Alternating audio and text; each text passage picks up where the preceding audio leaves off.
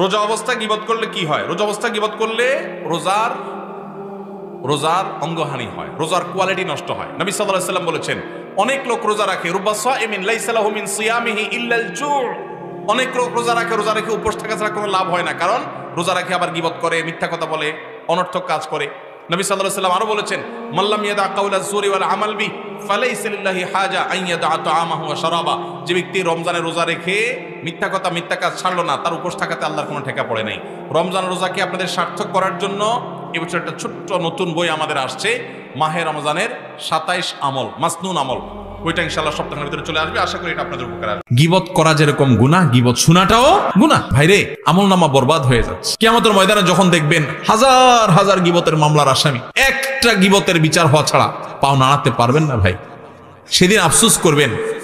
আল্লাহর কসম, একটা গীবতের গুনাহ আমলনামা থেকে মুছতে পারবেন না। কিন্তু দুনিয়াতে এখনো সুযোগ আছে। আসুন আমরা প্রতিজ্ঞা করি, গীবতের ভয়াবহতা জানার পর চেষ্টা করি দূরে থাকার, কিন্তু কিছুদিন পর আবার গীবত হয়ে যায়। এখন গীবতের তওবা কিভাবে করব? এর থেকে দূরে থাকার উপায় কি? আপনারা গীবত কাকে বলে চিনেন তো?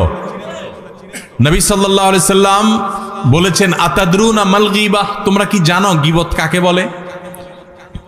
সাহাবীরা বলেছেন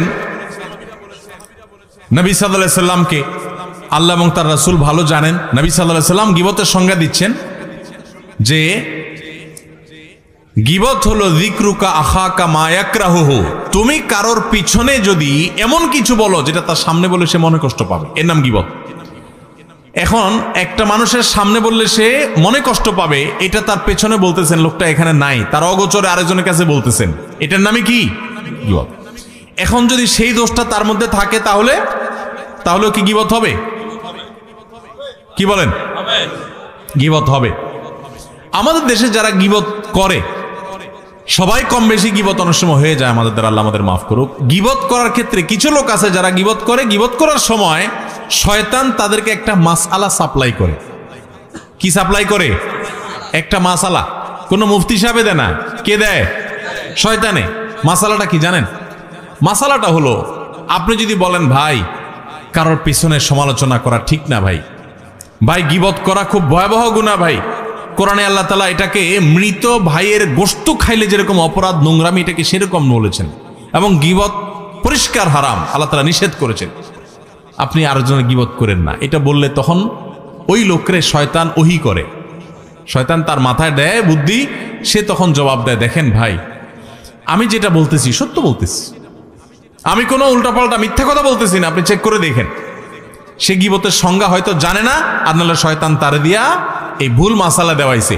আরেকজনের পেছনে আপনি কোনো কথা বললেন, যে কথাটা সত্য, কিন্তু তার সামনে বললে সে কষ্ট পাবে, এটা সত্য হওয়া সত্ত্বেও কি হবে? গীবত হবে। আর যদি ডাহা মিথ্যা কথা বলেন আরেকজনের নামে তার পিছনে, তাহলে তো সেটা মিথ্যা অপবাদ, ওটা তো গীবতের চাইতে আরো ভয়াবহ। আবার শয়তান আরেকটা মাসালা শিখায় দেয় যারা গীবত করে তাদেরকে, সেটা কি জানেন? সেটা হলো, বলে যে ভাই যদি নিষেধ করে, ভাই কারোর পিছনে সমালোচনা করা উচিত না, বলে যে ভাই আমি তার সামনেও বলতে পারবো, এরকম বেটাগিরি দেখায় না কিছু লোক? তো বলতে হবে, আপনি যদি এত বড় বেটাগিরি দেখেন না মানুষ হন, আপনি যদি এত বড় বেটাগিরি দেখানো মানুষ হন, তাহলে তার সামনে গিয়ে বলেন, পিছনে কেন বলতেছেন? ইসলাম বলে মানুষের প্রশংসা হবে পেছনে, আর তার ভুল ত্রুটির সমালোচনা হবে তার সামনে। ভালো করে শুনেন, মানুষের প্রশংসা করতে হবে পিছনে না সামনে? পিছনে। সামনে প্রশংসা করা যাবে, এইটা যেই মাহফিলে বসে বলতেছি, এই মাহফিলের স্টেজেই হয়তোবা, আমার নামার আগে খুব একটা বলে না আজকে, বিভিন্ন মাহফিলে যেটা হয় যে বক্তারে বসায় রেখা পোস্টারে 5 মাইল লম্বা তার প্রশংসা লেখে, আছে না নাই? আলেম কুলের শিরোনবী মণি, কামেলে মোকাম্মাল, অমুকে তমুক, 3 মাইল লম্বা প্রশংসা লেখে। শুধু লিখলে হতো, ওখানে আবার হুজুরের বসায় বসায় পাম্পটি দেয়, আছে না নাই? কি ওয়াজ মাহফিল এগুলা? এই ওয়াজ মাহফিল থেকে মানুষ কি ইসলাম শিখবে যে ওয়াজ মাহফিলে ইসলাম নষ্ট করা হয়, ধ্বংস করা হয়? মানুষের সামনে প্রশংসা করা পরিষ্কারভাবে হাদিসে নিষেধ, কারণ বসে বসে প্রশংসা শুনলে যে কোনো মানুষ কি করে? ফুলে। কি হয়? ফুললে বেশি অহংকারী হয়ে যায়, সে ধরাকে সরা জ্ঞান করে, সে মানুষকে মানুষ মনে করে না। এটা মানুষের প্রত্যেকটা মানুষের ভিতরে হয় কম বেশি। আপনি যদি বলেন না আমারে বাতাসে ধরে না, আপনি এটা ভাব নিছেন। বাতাসে ধরে না এমন কোনো মানুষ নাই। আপনি বলবেন রেলের চাক্কা আমি হাওয়া দিয়া লাভ নাই, এটা মুখের কথা। প্রত্যেকটা মানুষ সামনে প্রশংসা শুনলে তার ভিতরে কি আসে? অহংকার। এই জন্য এটা নিষেধ ইসলামে। ইসলাম বলে প্রশংসা করবা পেছনে, লোকটা এখানে নাই তখন বলতে হবে আপনারা জানেন উনি কত ভালো মানুষ, উনি কোন যোগ্য মানুষ, এগুলো সব বলতে হবে তার পেছনে। আর বদনাম থাকলে, দোষ থাকলে সেটা বলতে হবে কি? ইসলাম বলে তুমি বেটাগিরি দেখাও, প্রকৃত মানুষ হও, সাহসী হও, সামনে দোষ বলো। আমরা কি করি এখন? সামনে আসে শুধু পাম পটে দি, ভাই আপনার মতো মানুষ নাই ভাই, জানেন না ভাই আপনার জন্য দিলটা যে কেমন করে ভাই। আর পেছনে যায় বলি বেটার মতো একটা ডাকাত, একটা অমানুষ আল্লাহর জমিনে আরেকটা আছে কিনা সন্দেহ। ঠিক না ভাই? ঠিক। আমরা পিছনে যায় বদনাম করি আর সামনে আইসা পাম দেই। এর কারণে ক্ষতি কি হয় জানেন? আমাকে একজন কয়দিন আগে প্রশ্ন করছে, ভাই গীবত কি ইসলামে এত কঠিন শক্তভাবে নিষেধ করছে কেন? একটা মানুষ একটা মানুষের গীবত করছে, কারণ মারা নাই তো, এমন কোনো ক্ষতি করে নাই, তাহলে ইসলামে এত কঠিন ভাবে যে মৃত মানুষের গোশত খাওয়ার চাইতে জঘন্য অপরাধ বলেছে বা গোশত খাওয়ার মতো বলেছে, এটা কিভাবে হয়? তো আমি বললাম দেখেন, একটা সমাজ স্থিতিশীল থাকুক, সুন্দর থাকুক, সুখী থাকুক, ইসলাম সেটা চায়। যখন মানুষের সামনে প্রশংসা করবেন তখন লোকটা অহংকারী হবে। অহংকারী লোক দ্বারা কি মানুষ শান্তিতে থাকে না অশান্তিতে থাকে? এই জন্য ইসলাম বলে সামনে প্রশংসা করে কাউকে অহংকারী বানায়ও না, লোকটার ক্ষতি করিও না। লোকটাকে অহংকারী বানাইলে সে অহংকারের কারণে আরেকজনকে ছোট মনে করবে, সমাজে অশান্তি হবে। লোকটার প্রশংসা যদি তার পেছনে করো তাহলে লাভ হবে কি? এলাকার সব মানুষ, উনি এখানে নাই, আমরা সবাই বলতেছি জানেন উনি কত ভালো মানুষ, আপনারা অনেকে জানেন না উনি তাহাজ্জুদের নামাজ পড়ে, উনি মিথ্যা বলেন না, উনি অনেক লোভ লালসা ছেড়ে দেন, উনি আল্লাহকে অনেক ভয় করেন, উনি সততার উপরে চলেন, উনি অনেক লোভ থাকা সত্ত্বেও অন্যায়ের কাছে মাথা নত করেন না। এই কথাগুলো যখন আমরা ওনার অগোচরে বলবো, উনি এখানে নাই, তখন আপনারা সবাই চিন্তা করবেন তাহলে আমার এলাকার অমুক লোকটা সে এত ভালো, তাহলে তার প্রতি আপনার সুধারণা তৈরি হবে, তার প্রতি আপনার ভালোবাসায় তৈরি হবে, সামাজিক সম্প্রীতি তৈরি হবে কি হবে না? এই জন্য ইসলাম বলে প্রশংসা করবা পেছনে, আর সামনে সমালোচনা করবা। সামনে সমালোচনা করতে আবার ইসলাম বলে এমন ভাবে সমালোচনা করবা না যে সে তোমার নাকশা উল্টে দেয়। এখন আজকে আমার থেকে মাসালা শুনে গিয়া কালকে যায় শুরু করেন, সামনে গিয়া ভাই আপনার চরিত্রটা ভালো না ভাই, এরপর যে একটা বক্সিং খেয়ে আসে আমার কোয়েন হুজুর আপনার মাসালা শুনে মাইর খেয়ে আসে। আপনারা এইভাবে উল্টা পাল্টা সমালোচনা করতে বলে না ইসলাম।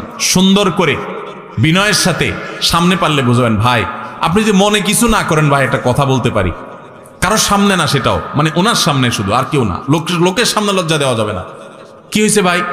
ভাই আপনি মনে কিছু করেন না, আপনার এই কথাটা ভাল লাগে না, আপনি বিভিন্ন সময় বলেন, আমার কথা ভুল হলে মাফ করে দিয়েন ভাই, আপনি একা একা চিন্তা করে দেখেন। এভাবে যদি আপনি একটা মানুষকে বলেন, সে কি রাগ করার কথা? হয়তো মুখটা একটু কালো হয়ে যাবে, কিন্তু সে আপনার উপরে চড়াও অন্তত মায়ের অন্তত খাবেন না। এরপরে অগোচরে যায় সে চিন্তা করবে ঠিকই, উপর দিয়া মুখ যতই কালো হোক চিন্তা করবে লোকটা বলছে আসলে আমার সমস্যা আছে কিনা। তাহলে এই লোকটার সামনে আপনি তার দোষের কথা বলার কারণে তার দোষটা দূর হবে, আত্মসমালোচনা করবে, সমাজ সুন্দর হবে, খারাপের পরিমাণ সমাজ থেকে দূর হবে। ঠিক না বে ঠিক? এই জন্য ইসলাম বলছে, আল্লাহ নির্দেশ হলো গীবত এটা হারাম।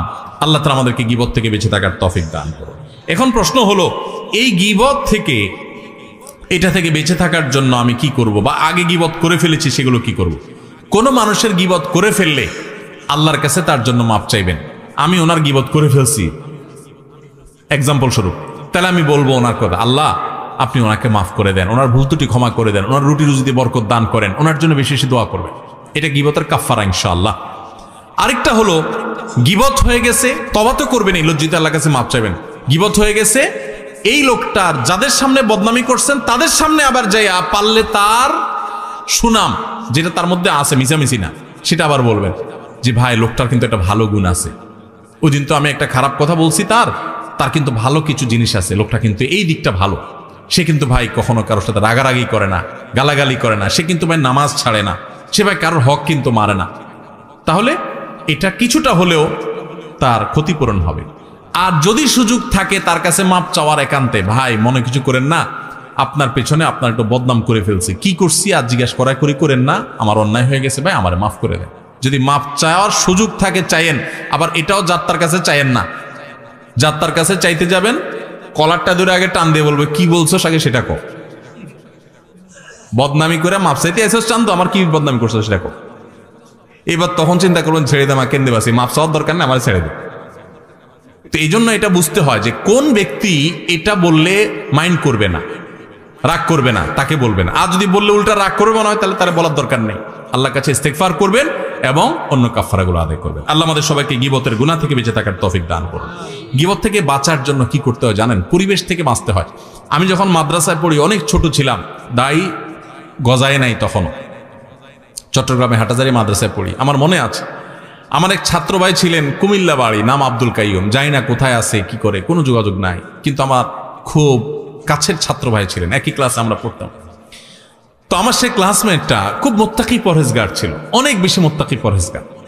এ আল্লাহর বান্দা, আমার এখনো মনে আছে যে ছাত্রদের মধ্যে দু চারজন একসাথে হইলে আরেকটা ছাত্রের ব্যাপারে অনেক সময় সমালোচনা হয়, গীবত হয়। কারণ গীবতটা তো শয়তান এখন আমাদের কাছে ঘি ভাত করে দিছে। গীবত এখন কি হয়ে গেছে? ঘি ভাত। ঘি ভাত, গরম ভাত আর ঘি যেরকম টেস্ট হয় না, গীবত করতে ওইরকম টেস্ট লাগে। গীবত না করলে আমাদের ভালোই লাগে না, মজলিস জমেই না। মানে কয়েকজন দুইজন আছেন, তাহলে 3 নম্বরটা নিয়ে খোঁজাখুঁজি না করলে আমাদের ভালো। শয়তান এরকম করে ফেলছেন আমাদের কাছে। তো আমাদের মধ্যে কখনো কোনো বন্ধুকে নিয়ে, কোনো ক্লাসমেটকে নিয়ে, কোনো টিচারকে নিয়ে, কোনো স্টাফকে নিয়ে বা কাউকে নিয়ে যদি সমালোচনা হতো, আমি প্রায় সময় দেখতাম যে আমার সেই ছাত্র ভাই, আমার সেই ক্লাসমেট ভাই আব্দুল কাইয়ুম ভাই, উনি ওই মজলিসেই স্টেট প্রতিবাদ করতেন। বন্ধু বান্ধব বলতেন, দেখেন আপনারা মানুষের পেছনে সমালোচনা বন্ধ করেন, না হলে আমি উঠে যাব। বন্ধ যদি করতো তো ভালো, না করলে সে কানে হাত দিয়ে উঠে চলে যেত এবং প্রায় দিন এই কাজটা করত। তখন আমার মধ্যে এক ধরনের প্রেরণা জাগ্রত হতো যে মাশাআল্লাহ, হারাম থেকে বাঁচার জন্য কত চেষ্টা। তো যে ভাই প্রশ্ন করেছেন এবং যারা অনেকে, গীবত করা যেরকম গুনাহ, গীবত শোনাটাও গুনাহ। এই জন্য যে মজলিসে থাকবেন, গীবত শুরু হলে সেখান থেকে সরে যাবেন। পারলে সেখানে গীবত বন্ধ করবেন, আর না হলে নিজে সরে যাবেন, শুনবেন না। ভাইরে, আমলনামা বরবাদ হয়ে যাচ্ছে। কিয়ামতের ময়দানে যখন দেখবেন হাজার হাজার গীবতের মামলার আসামি, একটা গীবতের বিচার হওয়া ছাড়া পাও নাড়াতে পারবেন না ভাই। সেদিন আফসোস করবেন, আল্লাহর কসম, একটা গীবতের গুনাহ আমলনামা থেকে মুছতে পারবেন না। কিন্তু দুনিয়াতে এখনো সুযোগ আছে। আসুন আমরা প্রতিজ্ঞা করি, আমরা সমাজটাকে সুন্দর করি। আমরা কোনো মানুষের পেছনে সমালোচনা করব না, সমালোচনা শুনবো না। আল্লাহ আমাদের সবাইকে তৌফিক দান করুন।